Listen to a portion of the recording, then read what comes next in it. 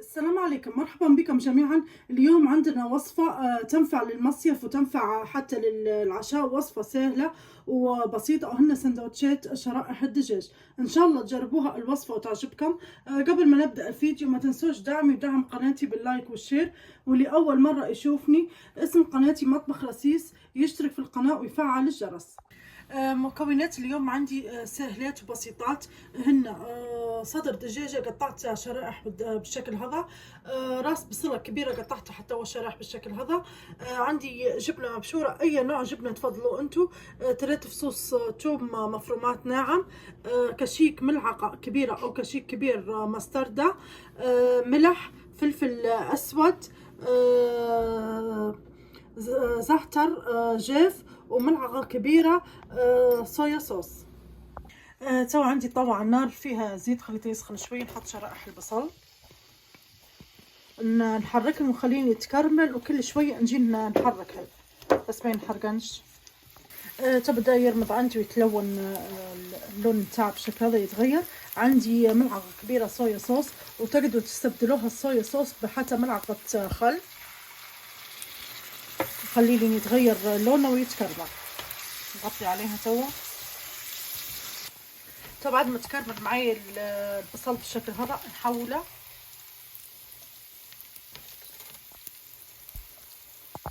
تو عندي زيت ساخن. بعد ما حولت البصل نحط الثوم، 3 فصوص ثوم مفرومات. خلينا نطلع بنت الثوم.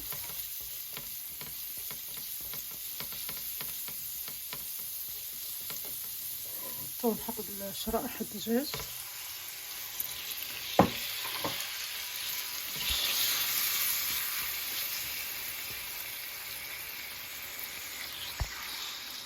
نحط ملعقة مستردة،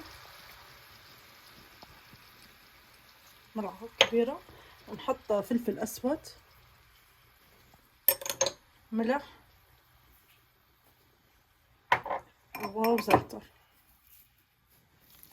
خليتوا المكونات هذينا كلها يطيبن مع بعضها. طبعا مطابق معايا الدجاج بالشكل هذا، نرد عليه البصل المكرمل، ونحط عليه جبنة نحرقها الأول بس تخلط البصل مع الدجاج. ونحط عليه الجبنة المبشورة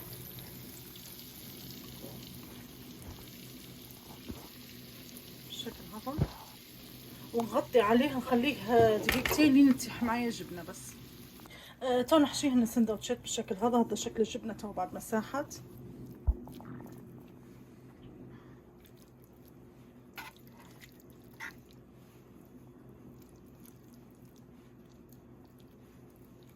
هذا شكل السندوتش. هذينا سندوتشات، هذينا شكلها من الداخل. وصفة سهلة وبسيطة وتنفع للمصيف. ان شاء الله تجربوها الوصفة وتعجبكم.